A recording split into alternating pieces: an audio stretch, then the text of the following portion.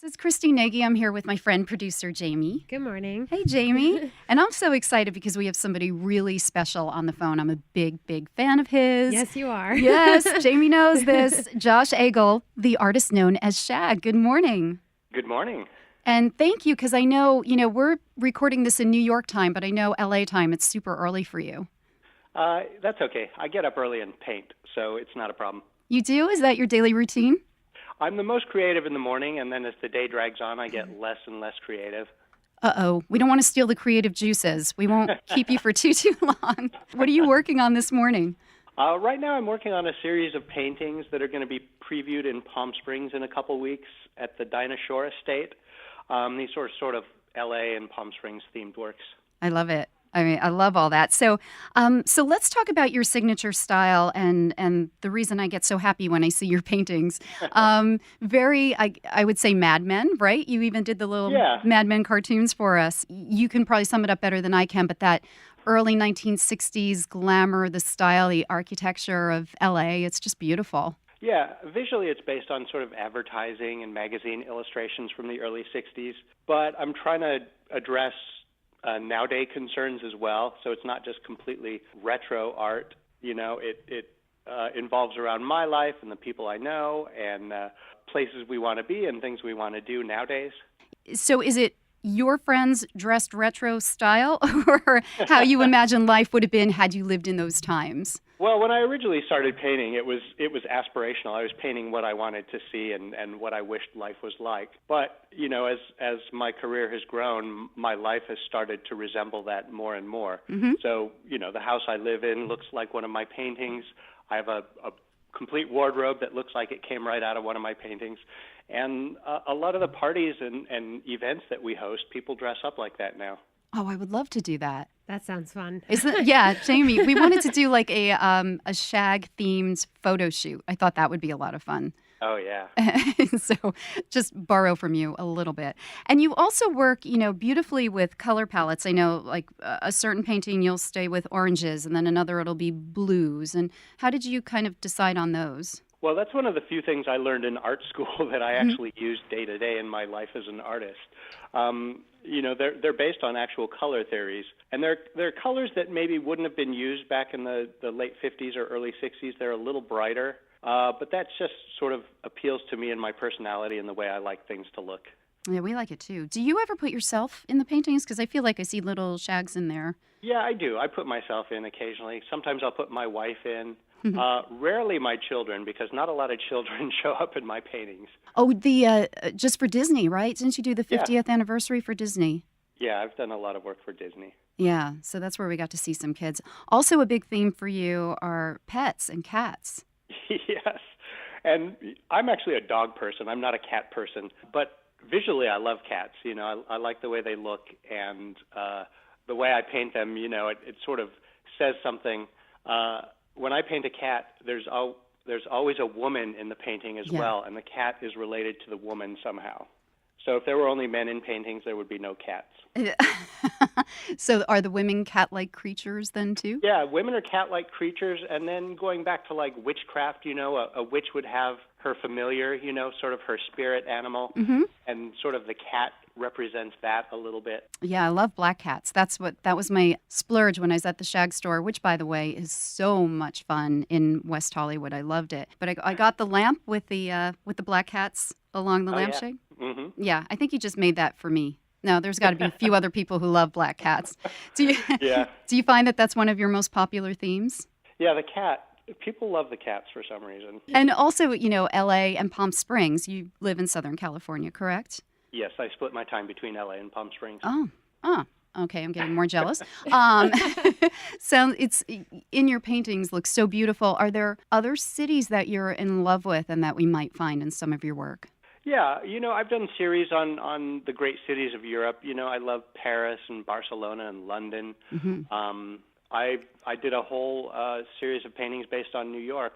I actually spend quite a bit of time in New York. I've got a gallery in Chelsea that represents me, and I show there a lot. So New York's very inspiring as well. That's where I've got to get personal with you once again, because you did this series called Thursdays, Girl? Yes. for New York, which I absolutely love. So a lot of that is, a girl in her apartment listening to music, having a martini with her cat, which is Yeah. perfect. Those guys are paintings. Those weren't made into prints just yet. So Yes. meaning I Those don't were original have one.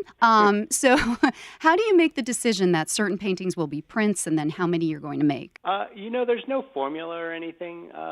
Sometimes if I do a painting and I get a lot of reaction from it, I know, well, I should probably release this as a print because a lot of people have told me they like it. Other times I'll do a painting and it'll have a little personal meaning to me, and I'll think, I want to release this as a print just because it's important to me. And I do a lot more paintings than I do prints. So most of the paintings I do will never be released as print. And there's just special requests, I'm just saying. If you could, yeah. Okay. So when you do your paintings, what are you working on? I'm using acrylic paint and I'm painting on wood panels, actually. So to see them in person, so to speak, to go into the store and see them and actually see the brush stroke is so beautiful because a lot of times we see the prints and we don't even see that detail, Yeah. Since there are a lot more prints out there, most people have seen prints, but unless you've gone to one of my shows of original paintings, you don't get to see the paintings. Which you do a lot. So you were just recently at the Shag store in West Hollywood. You do these meet and greets and get to know your fans, don't you? Yeah, and they're usually themed. Uh-huh. We did something recently about the San Fernando Valley because that's the part of LA that's sort of like unhip and nobody wants to admit they live there. So we did some merchandise and artwork to sort of celebrate the San Fernando Valley recently. I saw the pillows. I think they sold out in like 2 seconds. Yeah. Yes, there are a lot of Valley fans. I'm sure they definitely appreciated that. Do you mind if we go to like a more serious moment in your life? Because I've read that in 2010 you had quite a serious accident. Yeah.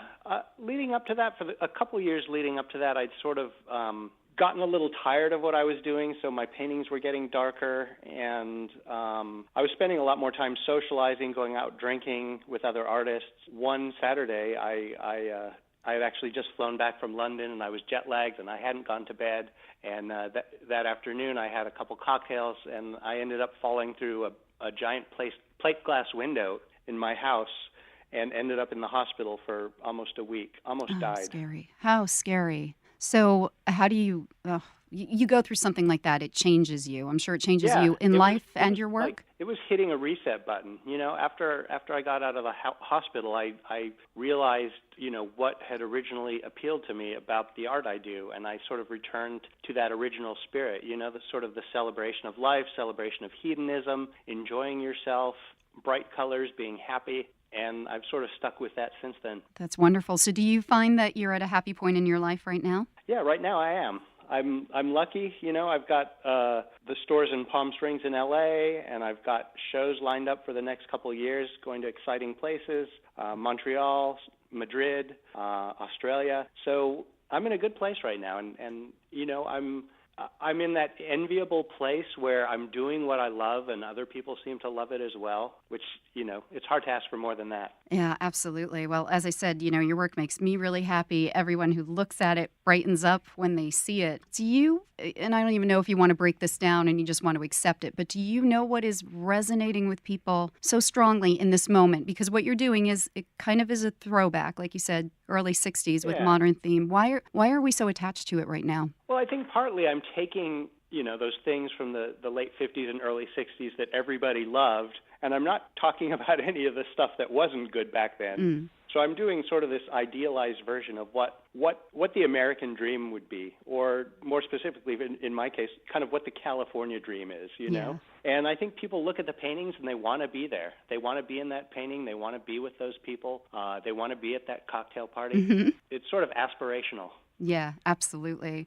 Also, music seems to be a really big theme. I know I've seen the Ramones, the Beatles.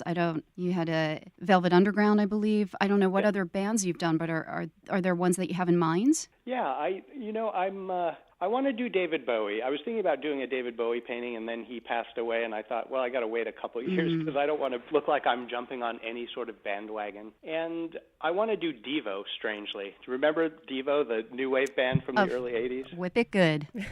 Yeah. Yes. Do you listen to music when you're working?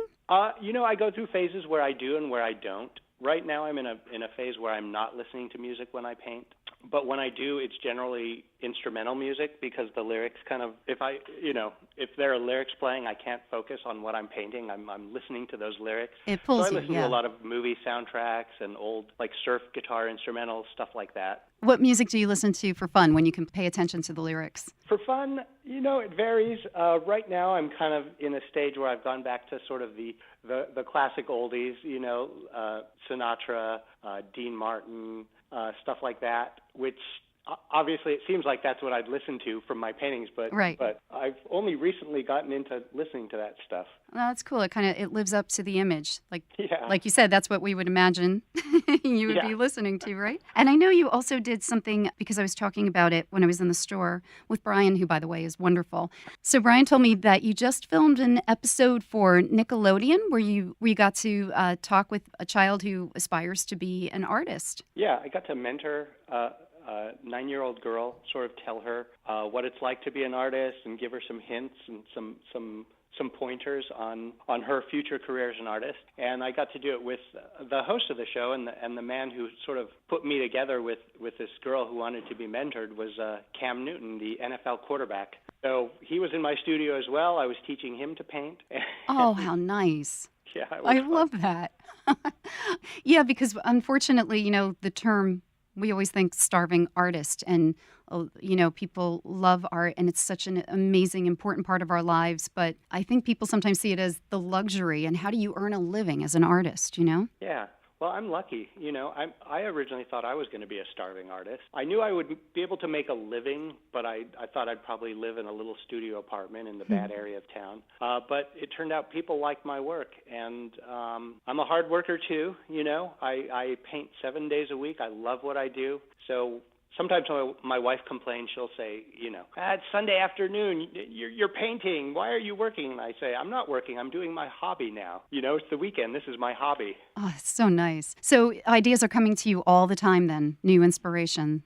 Yeah, and I have a big drawer full of drawings, sort of future ideas for paintings. Your art, I just want to add that it's accessible. You can go to your store. Like I said, you've got these beautiful embroidered pillows. I got the lamp. There's a lot of things that you can have, and you can bring Shag into your home and cheer up your living space, Yeah, I figure any successful artist, his or her art is going to end up on products sometime. Right. I don't know if Van Gogh would be happy that Starry, Starry Night is on underwear and flip-flops. It's sort of out of his control, but I figured I'd put it under my own control. I'd decide what sort of products I want to make. I would sort of be in charge of the quality control on those things. I'm sort of cutting out I'm not waiting until I've died to see my art on all sorts of merchandise. No, it's great. I've got the coaster. There's just so much fun stuff. Again, the Shag stores are located in Palm Springs, West Hollywood. You could go to shagstore.com because you can order all of this online. When did you discover this signature style of yours? Well, the very first painting I did in this style goes all the way back to 1988. And, I was working as a commercial artist, and this was a little thing I was doing on the side. My day job as an artist, I was painting in whatever style the client wanted. And then when I got my first little art show, I didn't think any of the paintings would sell, so I just painted in sort of my pet style, I called it, the Shag style. And because I thought I was going to keep all the paintings and hang them on my own walls. But it turned out I was wrong. People love them. We do love them. We do. I was lucky. I'm just wondering, will you ever, because I know you've got a celebrity following as well, can they commission you? Like, can you turn somebody into a Shag girl? I do that occasionally, yeah. I do a couple commissions every year. Nice. And occasionally people will want to, they'll commission a painting and they'll want themselves in the painting. And Like you've got people in the pool, people, around the bar, dancing. It's lots of fun. Well, Shag, this has truly been a pleasure. And well, thank you, Christine. I really appreciate your time. And again, I know I follow you on Instagram, but if you want to give all your handles so we can... Sure. Well, my website is shag.com. That's easy to remember. Instagram, I am the artist Shag. And I guess those are the two most important ones.